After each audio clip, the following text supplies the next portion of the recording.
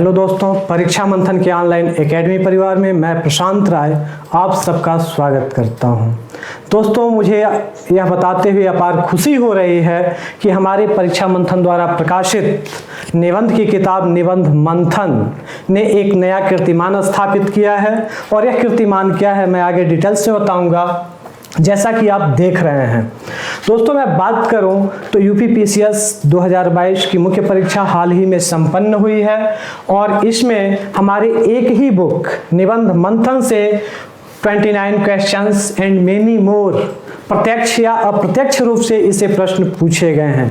निबंध के तो प्रश्न पूछे ही गए हैं। दोस्तों, मैं बात करूं तो सामान्य अध्ययन के प्रश्न पत्र फर्स्ट में यानी प्रथम प्रश्न पत्र में 5 क्वेश्चन, मैं बात करूं सेकंड प्रश्न पत्र की तो 5 क्वेश्चन, मैं बात करूं थर्ड प्रश्न पत्र की तो रिकॉर्ड 11 क्वेश्चन और फोर्थ पेपर की मैं बात करूं तो वहां से 3 प्रश्न पूछे गए हैं हमारे इस निबंध मंथन परीक्षा निबंध मंथन से। और मैं बात करूं तो जानते हैं कि यूपीएससी IAS का जो एग्जाम होता है उसमें खंड अ और खंड ब यानी सेक्शन ए और सेक्शन बी करके 4-4 प्रश्न होते हैं, निबंध लिखने होते हैं, यानी कुल 8 प्रश्न पूछे जाते हैं। मैं यूपीपीसीएस की बात करूं तो 3 खंड होते हैं, खंड क, ख और ग, और तीनों में 3-3 निबंध पूछे जाते हैं, यानी कुल 9 निबंध पूछे जाते हैं, जिसमें से सिर्फ प्रत्येक खंड से एक प्रश्न यानी 3 प्रश्न करने होते हैं। ऐसे ही मैं अगर यूपी आरओ की मैं बात करूं तो यहाँ भी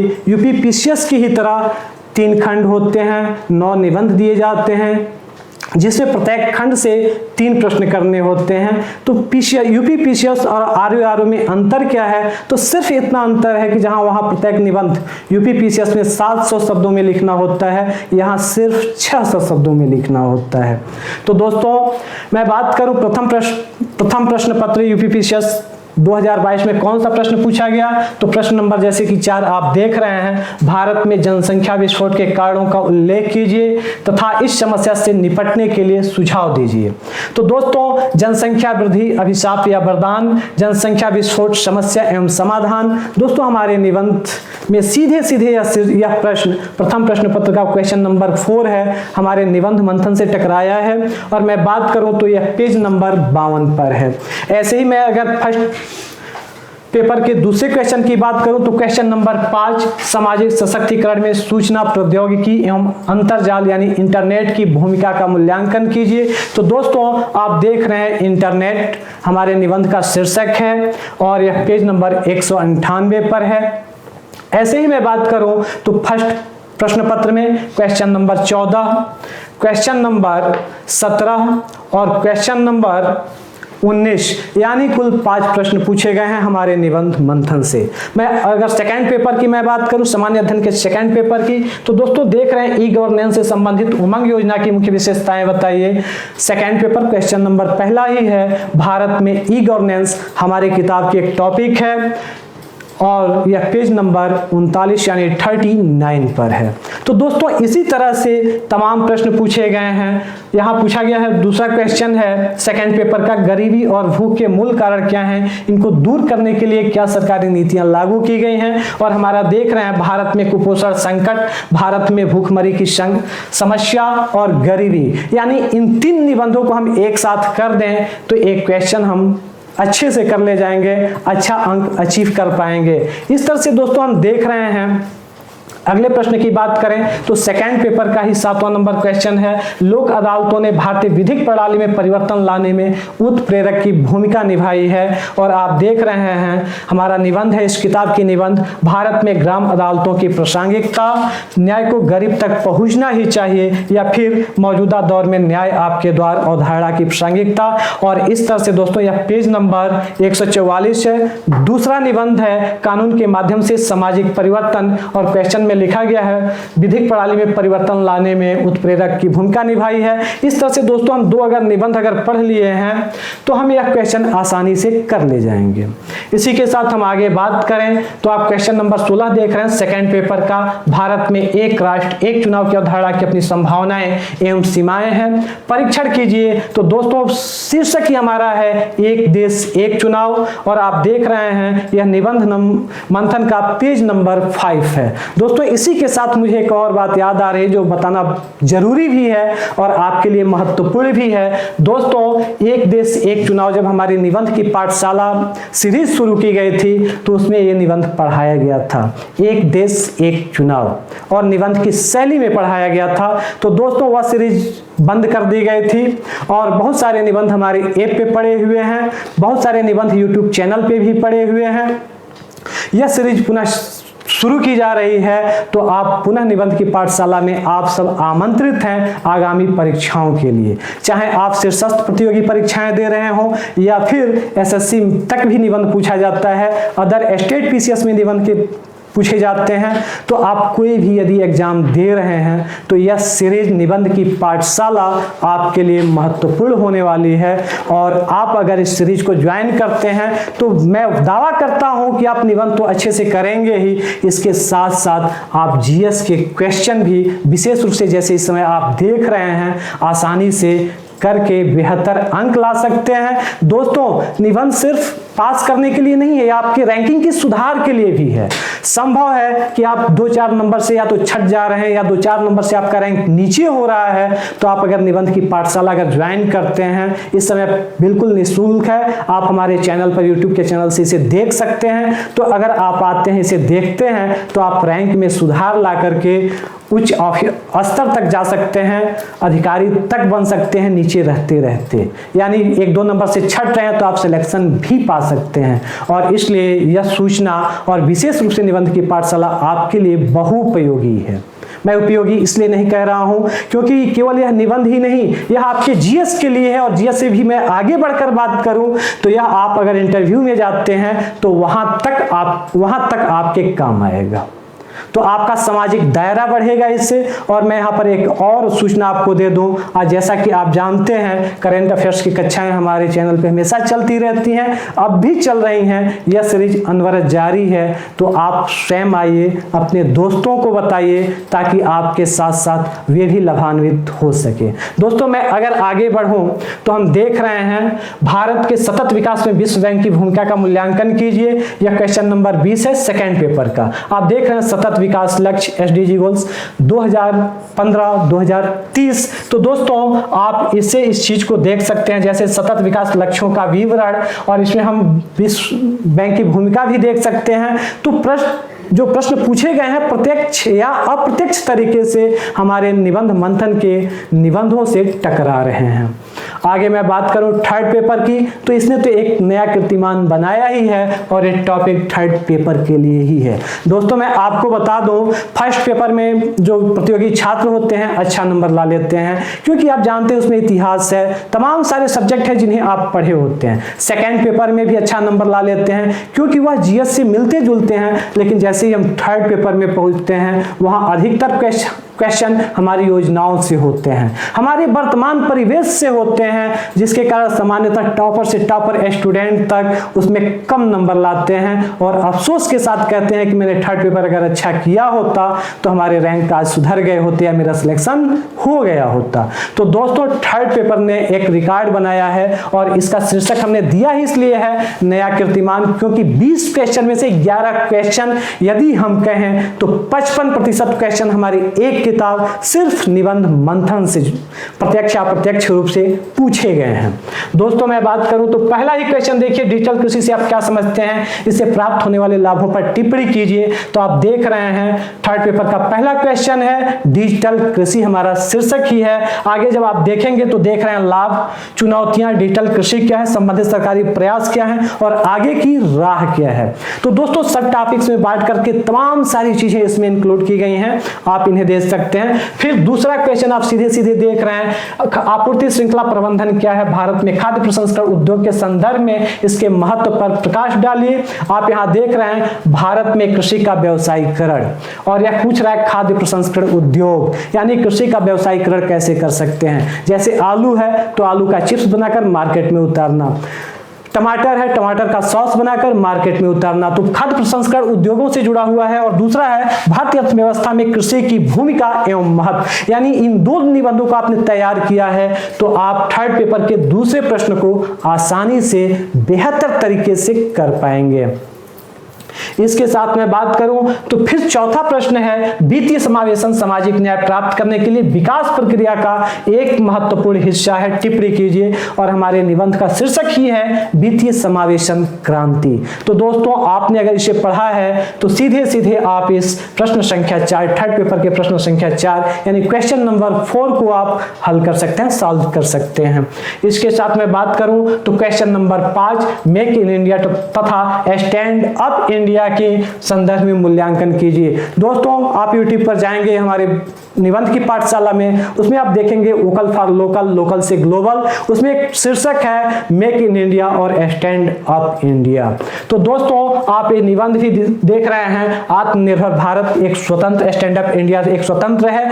बाद में देख रहे हैं आप दूसरा निबंध है वोकल फॉर लोकल, लोकल से ग्लोबल। तो अगर दो निबंध आपने पढ़े हैं तो इस क्वेश्चन को आसानी से आप कर ले जाएंगे। इसके साथ मैं बात करूं तो छठवां क्वेश्चन है, राष्ट्रीय सुरक्षा में विज्ञान एवं प्रौद्योगिकी की भूमिका की विवेचना कीजिए। और सीधे सीधे हमारा शीर्षक है राष्ट्र के विकास एवं सुरक्षा के लिए विज्ञान और प्रौद्योगिकी सर्वोपरि है। आगे मैं बात करूं, अगला क्वेश्चन है ई प्रदूषण तथा अंतरिक्ष प्रदूषण। दोस्तों शीर्षक हमारा देख रहे हैं भारत में ई वेस्ट की समस्या। और इस तरह से अगर आपने भारत में ई वेस्ट की समस्या और हमारी अंतरिक्ष प्रौद्योगिकी को अगर आपने पढ़ा है, जैसा कि आप देख रहे हैं मानव विकास में आकाशीय प्रौद्योगिकी का योगदान, अगर इन दो निबंधों को आपने पढ़ा है तो इस क्वेश्चन को आप आसानी से कर ले जाएंगे। तो क्वेश्चन नंबर 7 रहा थर्ड पेपर का। इसके साथ ही क्वेश्चन नंबर 8, उत्तर प्रदेश में निर्मित हो रहे रक्षा गलियारा योजना के महत्व की समीक्षा कीजिए। और आप देख रहे हैं रक्षा क्षेत्र में आत्मनिर्भर होता भारत, आत्मनिर्भर भारत। तो यहां हम देख रहे हैं दोस्तों, अगर जब आप आगे बढ़ेंगे तो आप देखेंगे मेरठ, अलीगढ़, झांसी, लखनऊ सहित पूरा जो एरिया है उत्तर प्रदेश के रक्षा गलियारे में शामिल किया गया है। तो इस तरह से आप इस निबंध के माध्यम से इस प्रश्न को काफी हद तक सॉल्व कर पाए होंगे। दोस्तों अगर जिसने भी इस किताब को पेपर से पहले पढ़ा होगा और निबंध के लिए ही पढ़ा होगा, मैं दावा करता हूं वह जीएस के पेपर में बेहतरीन किया होगा, इसमें कोई दो राय नहीं है। साथ ही देख रहे हैं आप जाएं कितने प्रकार की होती है भारत में, इसके प्रबंधन पर व्याख्या कीजिए। और हमारा निबंध का शीर्षक है भारत में आपदा प्रबंधन तथा प्राकृतिक आपदा प्रबंधन या भारत की पहली राष्ट्रीय आपदा प्रबंधन योजना। तो दोस्तों यह सीधे सीधे हमारे निबंध से मिलता हुआ प्रश्न है। अगले प्रश्न की मैं बात करूं तो भारत में सौर ऊर्जा परियोजनाओं के वित्तीय एवं तकनीकी व्यवहारिकता का परीक्षण कीजिए। और देख रहे हैं अंतर्राष्ट्रीय सौर ऊर्जा, भारत में सौर ऊर्जा परियोजनाओं। तो इस तरह से अंतर्राष्ट्रीय सौर ऊर्जा का अगर हमने निबंध पढ़ा है तो बहुत हद तक इस क्वेश्चन को भी हम कर ले जाएंगे।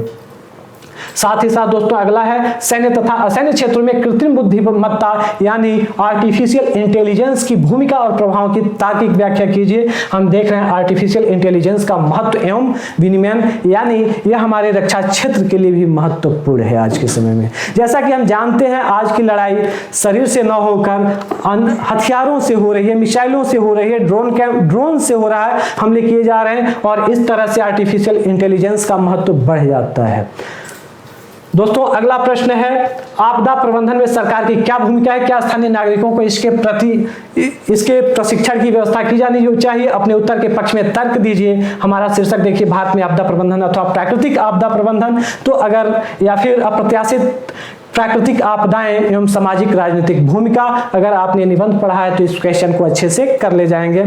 इसके साथ साथ दोस्तों हम देखें तो सामान्यतः कहा जाता है कि एथिक्स थोड़ा अलग सब्जेक्ट है और एथिक्स में सामान्यतः अन्य किताबों से प्रश्न पूछने की संभावनाएं कम होती हैं। लेकिन दोस्तों मैं आपसे बता दूं हमारा निबंध मंथन इतना समसामयिक है और इतनी ध्यान दीजिएगा अस्थायित्व अपने आप में लिए हुए है कि यहाँ फोर्थ पेपर में भी क्वेश्चन नंबर 15 इससे पूछा गया। देखिए भीड़ एक अस्थायी समूह होता है जो दुर्घटना या विरोध या प्रदर्शन की स्थिति में तत्काल एक स्थान पर एकत्रित हो जाता है। इस भीड़ के हिंसात्मक होने की संभावनाएं हमेशा बनी रहती हैं। बहुत बार यह भीड़ अन्य हिंसा की स्थिति पैदा कर देती है। किस अनुनयात्मक विधि से भीड़ को नियंत्रित और संतुष्ट किया जा सकता है। और आप देख रहे हैं हमारा निबंध का शीर्षक है भीड़ हिंसा एक सामाजिक समस्या, भारत में भीड़ हिंसा की बढ़ती प्रवृत्तियां, भीड़ हिंसा समस्या और समाधान, पेज नंबर 15। तो दोस्तों यदि आप इसे पढ़े हैं तो फोर्थ पेपर का एक क्वेश्चन आप सॉल्व कर ले गए होंगे।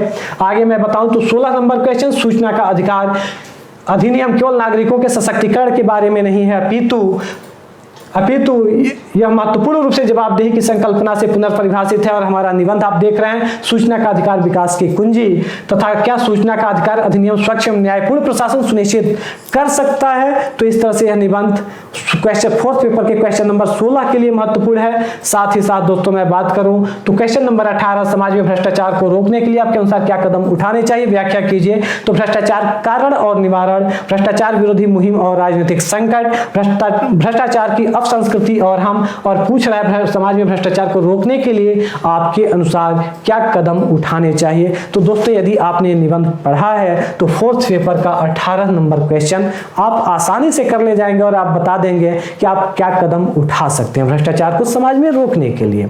इसके साथ साथ दोस्तों मैं अपने निबंध की मैं बात करूं तो निबंध का पहला खंड अ का पहला क्वेश्चन है उत्कृष्ट साहित्य के नए मानक, और हमारा निबंध है परंपरा और आधुनिकता। पेज संख्या की हम बात करें 317 पर यह विद्यमान है। साथ ही खंड अ का द्विखंडी व्यक्तित्व में बटी नारी पर है कि नारी 2 खंडों में बटी हुई है। तो दोस्तों हम अपना देख सकते हैं भारत में नारी सशक्तिकरण की पहले या महिला सशक्तिकरण, अधिकार और चुनौतियां, केवल राजनीतिक अधिकार महिलाओं की स्थिति में सुधार नहीं ला सकता। तो दोस्तों इस निबंध को अगर हम पढ़े होंगे तो इस निबंध को हम कर सकते हैं, यानी निबंध खंड अ से 2 निबंध, उसमें कोई एक करना होता है। तो कोई भी आप अगर किताब पढ़े तो कोई बेहतर निबंध आप कर सकते हैं। इसी प्रकार अगर हम खंड ब की बात करें तो इसका दूसरा क्वेश्चन भारतीय अर्थव्यवस्था में कृषि की भूमिका। आप देख रहे हैं भारतीय अर्थव्यवस्था में कृषि की भूमिका एवं महत्व, यानी हमारा शीर्षक सीधे खंड बी का दूसरा नंबर क्वेश्चन है। तो आप इस निबंध को भी कर सकते थे दोस्तों हमारी किताब के द्वारा। साथ ही तीसरा खंड ब का तीसरा भाग बढ़ती क्षेत्रीयता और राष्ट्रीय एकता और क्षेत्रवाद अथवा बढ़ती क्षेत्रीयता और राष्ट्रीय एकता हमारा निबंध का शीर्षक है। यह पेज नंबर 29 पर है, आप जाकर देख सकते हैं। यह किताब मार्केट में या फिर हमारी ऑनलाइन वेबसाइट से भी आप खरीद सकते हैं और अपने ज्ञान को बढ़ा सकते हैं। बात करें हम खंड ग की तो दूरदर्शन अपसंस्कृति की अगुवाई कर रहा है और हमारा निबंध है टीवी की आधुनिक समाज में प्रासंगिकता, दूरदर्शन से लाभ और हानियां। और इस तरह से दोस्तों 29 questions and many more question UPPCS 2022 मुख्य परीक्षा में पूछे गए हैं हमारी एक ही किताब निबंध मंथन 2022-2024 से। और पुनः मैं आपको बता दूं निबंध की पाठशाला सीरीज शीघ्र ही प्रारंभ होने वाली है। प्रत्येक हफ्ते आपको 2 निबंध दिए जाएंगे। अगर आपकी उत्सुकता बढ़ी, आप हमसे जुड़ते हैं तो निबंधों की संख्या 3 तक की जा सकती है प्रत्येक सप्ताह। तो दोस्तों आप हमसे जुड़िए, आप हमारे परिवार के सदस्य बनिए, आप बढ़िए, हम भी आपके साथ बढ़ेंगे। और इस तरह से हम पुनः नया अगले सत्र में, आगामी सत्र में पुनः नए कीर्तिमान के साथ आपके सामने उपस्थित होंगे। तो दोस्तों इसी के साथ मैं आप सबको इनवाइट करता हूं अपने चैनल पर। आप हमारे चैनल को लाइक करें, सब्सक्राइब करें और अपने दोस्तों के बीच इसे शेयर करना न भूलें। Thank you so much.